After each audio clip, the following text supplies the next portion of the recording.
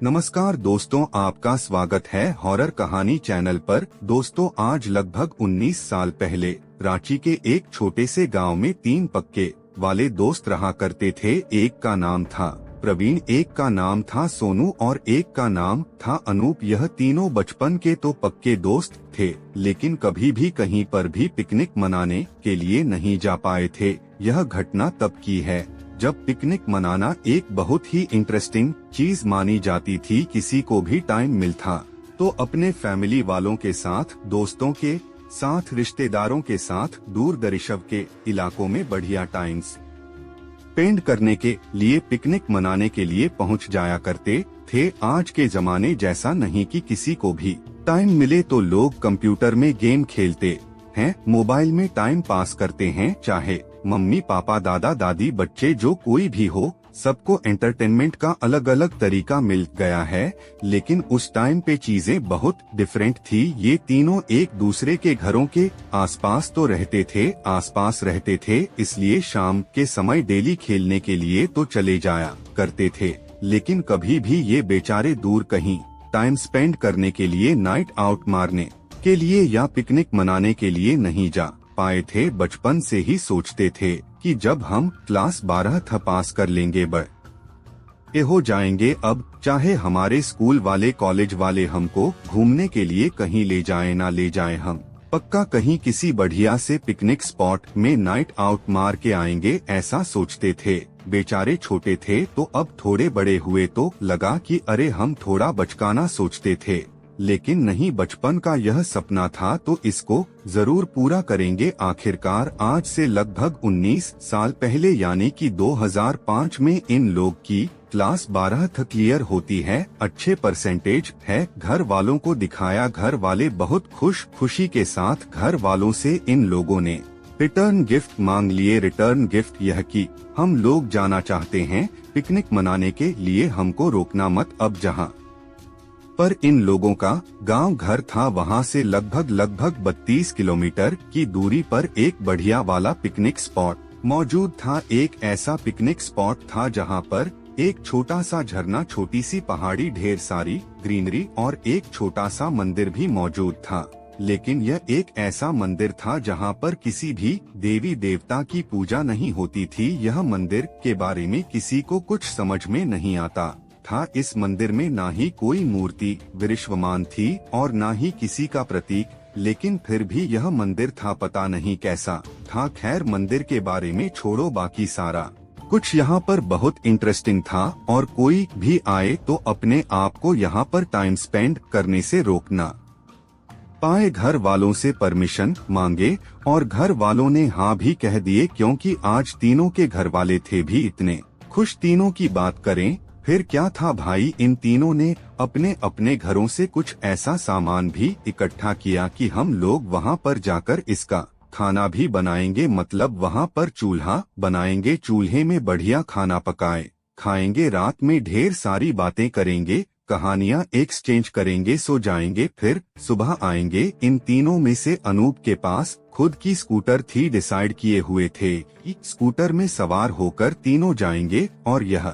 वैसी वाली स्कूटर नहीं थी जिसकी सीट्स अलग अलग होती है। इस स्कूटर की सीट पूरी प्लेन वाली थी, तो तीनों आराम से बैठ सकते थे। अब तीनों डिसाइड की हुई डेट में रात में लगभग 8 बजे इस स्कूटर में सवार हुए पहुंच गए।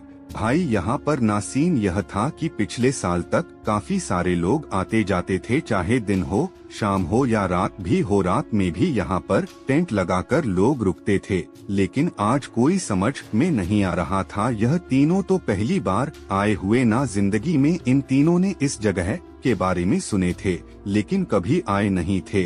यह तीनों वहाँ पर अपनी चटाई बिछाए हैं, बैग से सामान निकालना शुरू किए हैं। इतने में एक बोलता है कि चल भाई चूल्हा बना लेते हैं, थोड़ी आगे ईंट पड़े होंगे। तो अनूप ईंट उठाने के लिए जाता है। इतने में अनूप को एक दुकान वाला दिखता है, एक छोटा सा दुकान वाला जो कि अपनी दुकान बंद कर रहा था बंद करके घर भर जाना होगा। 8:30 बजे की बात थी। ठीक है भाई वो बंद करके जा रहा था। ये सोचा कि एक बार उससे पूछ तो लेता हूँ। दुकान वाले के पास गया तो दुकान वाला इसको देखकर चौंक गया। बोलता है अरे भाई आप लोग क्या कर रहे हैं, चलिए चलिए जाइए, रात हो चुकी है। अनूप बोलता है क्यों जाइए भाई, यहाँ पर तो लोग रात में नाइट आउट मारने के लिए टेंट लगाने के लिए आते हैं।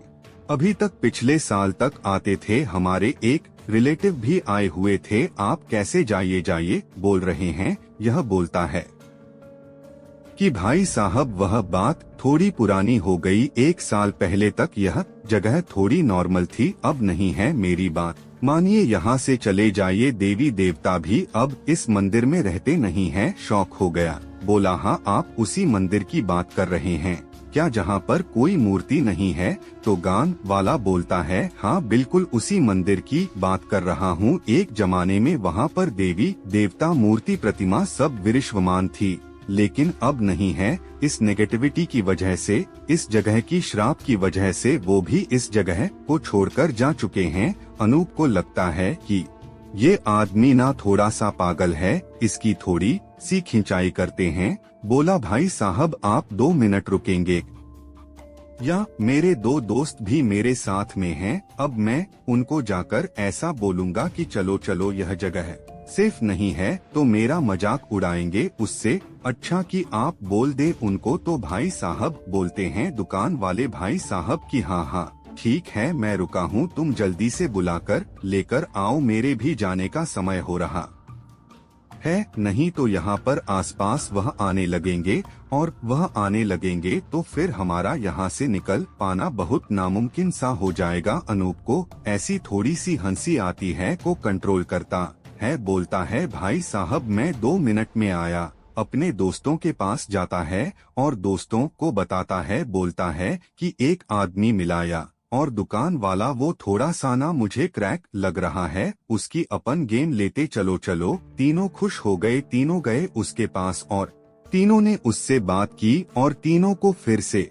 उसने यही बात बोला। ऐसा बोल के वो निकल गया। बोला मैं तो निकल रहा हूँ, तुमको निकलना है निकलो, नहीं निकलना मत निकलो, बहुत समय हो चुका है। ऐसा बोल के वो निकल गया। अब जैसे ही वो गया है तो तीनों हंसे हंसे हंसे फिर बात करने लगे। अरे ये तो कुछ भी बोल रहा है, यह बोल रहा है, वो बोल रहा है। बात करते करते अचानक से सोनू कहता है कि नहीं यार, जैसा भी हो वह आदमी ना शायद मतलब कुछ इनोसेंट से ही कह रहा था। उसकी आंखों में मुझे ऐसा पागलपन नहीं दिखा, उसकी आंखों में मुझे सिर्फ डर दिखाई दिया। उसकी आंखों में डर सिर्फ इसी कारण से हो सकता है ना कि उसने कुछ ना कुछ यहाँ पर एक्सपीरियंस किया होगा। यहाँ पर उसकी दुकान है यार, और ना जाने कब से होगी वह।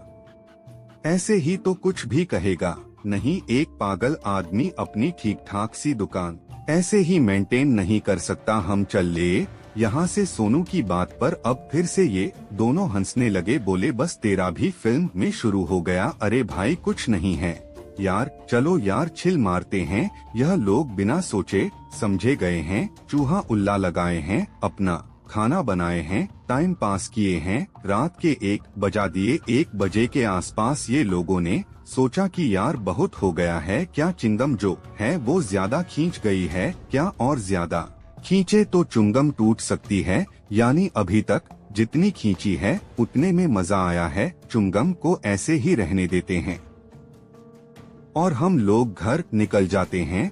थोड़ा आप सबने, मैं थोड़ा आपको पहेली बनाकर बोल रहा था। बात यह थी, इनको ऐसा लगा कि हम देर तो बढ़िया से एंजॉयमेंट के साथ यहाँ पर बजा दिए हैं, अब कुछ बचा नहीं है। हमने ढेर सारी फोटोज खींच लिए हैं, कुछ पका के खा भी लिए हैं, कहानियाँ भी कर लिए हैं और बातें भी कर लिए हैं, बहुत कुछ कर लिए हैं। अब चल लेते, अब ज्यादा ही बिना मतलब के ऐसा रुकेंगे, यहाँ पे रात खराब करेंगे तो यह वाली मेमोरी हमारी फी पड़ जाएगी। इसको ऐसे ही रहने देते हैं, चलते हैं, चलो चलो चलो। अब भैया इन लोगों के पास एक कैमरा था। उस जमाने में कौन सा कैमरा चलता था, रोल वाला रील होती थी, वो कैमरे में रील डालती थी और उससे खिचिक फोटो खींचती थी और फिर वो रील को डेवलप करने के लिए भेजा जाता था और फिर फोटो बनकर आती थी। फोटो का प्रिंट ऐसा होता था, एक रील में कितनी फोटो खींचती थी मुझे याद नहीं है,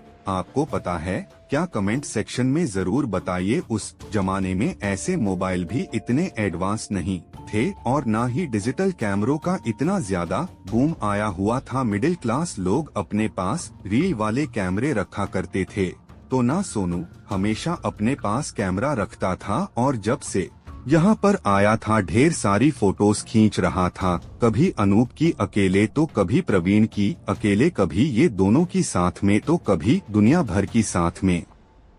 ये बेचारे की फोटो नहीं निकल पाई थी। अब यह लोग जब अपना सामान उठाकर डालने लगे तो सोनू बोलता है, यार रील में सिर्फ 2-3 फोटो बची हुई है, प्रवीण मेरी फोटो थोड़ी सिंगल निकाल देना, तुम लोग की तो बढ़िया मैंने निकाला, मेरी एक भी फोटो नहीं है, प्लीज यार निकाल देना। थोड़ा जंगल में ऐसा हाथ फैला के खड़े होगा, हीरो जैसा अच्छा लगेगा। प्रवीण बोलता है, यार तुझे भी अभी फोटो खींचा नहीं है, मुझे सुसु आई हुई है, मैं हल्का होके आ रहा हूँ। अनूप यह सोनू की फोटो खींच देना। और ऐसा बोलकर प्रवीण जल्दी जल्दी दौड़ के जाने लगता है। हल्का होने के लिए जोर से आई हुई थी, इसको रोक के रखा था। अब भैया ये पर यह पार्टी कर रहे थे, नहा पर पिकनिक मना रहे थे। वो खुला सा मैदान था हल्का होने के ये इलाका थोड़ी आगे था, 2 पेड़ों के पीछे की तरफ, यह थोड़ी आगे की तरफ पेड़ों की तरफ बढ़ने लगा और यहाँ पर अनूप ने मोबाइल लिया है। इतना ही देखा इसने, अनूप ने मोबाइल लिया है सोनू की फोटो खींचने के लिए और यह अपना हल्का होने के लिए चल गया। मस्त से हल्का हुआ इसका खत्म हुआ और जैसे ही उस पॉइंट पर पहुंचा तो क्या पाता है कि उस पॉइंट में कैमरा एक जगह फिका पड़ा हुआ है और कैमरे से कुछ ही कदम आगे अनूप जो फोटो खींच रहा था सोनू की, वह ऐसा पड़ा हुआ है, पूरा मुंह टेढ़ा, शरीर अकड़ गया है, हाथ पैर सब अकड़ गए हैं। वो कांपते हुए कुछ तो भी बोलने की कोशिश कर रहा है। यह घबराकर उसके पास जाता है, अरे अनूप तू ठीक तो है ना, तुझे क्या हो गया, कैमरा क्यों फेंक दिया, और सोनू कहाँ है जिसकी तू फोटो खींच रहा था? वो कुछ बोलने की कोशिश कर रहा है लेकिन बोल नहीं पा रहा है। बोल र भाई, कुछ प्रॉब्लम हो गई है क्या? प्रवीण देखकर समझ गया यह जो अनूप ऐसा हुआ पड़ा है ना कि उसके पूरे शरीर में पैरालिसिस का अटैक आ गया है। वो सोचा कि सोनू कहाँ चले गए, उसका उठ के देखता हूँ। सोनू सोनू सोनू चिल्लाने लगा लेकिन सोनू का कोई रिस्पांस ना आए। अब जहाँ पर इन लोग की स्कूटर खड़ी हुई थी, स्कूटर के जस्ट पीछे ये उसको ढूंढते ढूंढते पहुंचा तो क्या पाया, स्कूटर के पीछे वो ऐसा कुकड़ा बन के मरा हुआ पड़ा है। ये देखकर वहीं पर जम गया। वो पूरा ऐसा अकड़ चुका था कि मैं क्या बताऊं कि उसकी नब्ज चेक किया, नब्ज बंद थी, शरीर ठंडा था, उसकी जान निकल चुकी थी, मुंह खुला हुआ रहा। ऐसा यह बोला कि कुछ गड़बड़ हो गई है। भाई फिर से भागते हुए अनूप के पास जाता है। अनूप सुन, तू ना हिम्मत बनाए रखना, मैं स्कूटर लेकर जा रहा हूँ और किसी न किसी की मदद लेकर आता हूँ, तू हिम्मत बनाए रखना, रुक मैं तेरे को साइड में बैठा देता हूँ। वो उसको साइड में लेकर गया और एक पेड़ था वहाँ पर टिका के उसको बैठाने की या लिटाने की कोशिश किया और तेजी से स्कूटर भगाते हुए वो थोड़ी आगे निकला दूसरे रास्ते की तरफ, क्योंकि जिस रास्ते से ये लोग अपने गांव से आए थे उस रास्ते में आसपास कोई बस्ती, छोटा गांव नहीं था, इसलिए एक छोटे गांव या बस्ती की तलाश में वो दूसरे रास्ते में गया और 2 या 3 किलोमीटर के बाद उसे एक छोटी सी बस्ती दिखाई दी। रात के 1:30 भले ही बज रहे थे लेकिन यहाँ पर एक छोटी सी झोपड़ी थी, वहाँ पर लाइट जल रहा था। वो एक छोटा सा ढाबा जैसा था, वहाँ पर 2 लोग बैठे हुए थे, बुजुर्ग लोग, उम्र रही होगी या कोई 55-60 साल की, दोनों बैठ के बात कर रहे हैं। वहाँ पर एक टेलीफोन भी लगा हुआ था, जो टेलीफोन बूथ होता है। वह जल्दी से हड़बड़ा हुए टेलीफोन बूथ के पास बढ़ा है कि दोनों आदमी उसको देखकर बोलते, अरे अरे बेटा संभाल कर, तुम थोड़े परेशान लग रहे हो, कोई तकलीफ है क्या, हम कुछ मदद कर सकते हैं यह घबराते हुए फोन उठाने से पहले उन बुजुर्गों के पास जाता है और उनको सारी बात बता देता है कि मेरा एक दोस्त ऐसा मरा पड़ा है और एक दोस्त को ऐसा लकवा पड़ गया है, आप मदद कर देंगे तो बहुत अच्छा होगा। दोनों बुजुर्ग लोग बोलते हैं कि ठीक है भाई, तुम जल्दी से फोन बूथ तक आया हो तो पुलिस वालों को फोन करो, एम्बुलेंस को फोन करो, हम लोग चलते हैं तुम्हारे साथ। यह फटफट वहाँ पर फोन लगा देता है। पुलिस वालों को भी एम्बुलेंस को भी जगह बता देता है, क्योंकि ये जगह फेमस थी, पिकनिक स्पॉट थी। और वो दोनों बुजुर्ग को अपनी स्कूटर में बैठा आता है और उस पॉइंट पर लेकर जाता है। जैसे ही वहाँ पर पहुँचते हैं तो देखते हैं कि अनूप की हालत तो और भी ज्यादा खराब दिख रही है। सोनू तो कुकड़ा मारा पड़ा हुआ है, अनूप की हालत और ज्यादा खराब है। तो उसको उठाते हैं, बैठाने की कोशिश करते हैं, उसको पानी पिलाने की कोशिश करते हैं कि उतने में ही वहाँ पर एम्बुलेंस और पुलिस आ जाती है। एम्बुलेंस में दोनों को डाला जाता है। पुलिस वाले तहकीकात करते हैं, काफी समय निकल जाता है। इसको पुलिस स्टेशन तक भी लेकर जाते हैं, फिर यह हॉस्पिटल तक जाता है, बहुत कुछ होता है। और फिर फाइनली आखिरकार रात के लगभग 5:30 सुबह हो जाएगी ना यार, सुबह के लगभग 5:30 6 बजे के आसपास इसको बोला जाता है कि भाई जाओ, इसके घर वालों का नंबर तो तुमने दे दिए हो, जो लड़का मरा हुआ है और जिस लड़के को लगवा पड़ा हुआ है उसके घर वालों का भी नंबर दे दो, और तुम जाओ हो सके तो उनके घर वालों को बता भी देना। इसने बोला हाँ सर, वो मेरे घर के पास में ही रहते हैं। इसने वो स्कूटर उठाया और फिर घर तरफ आया। ये सारी की सारी बात अनूप सोनू के घर वालों को भी पता चल चुकी थी। पुलिस वालों का फोन आ चुका था और वह भी निकलने की पूरी तैयारी में थे। गाड़ी वाड़ी उनके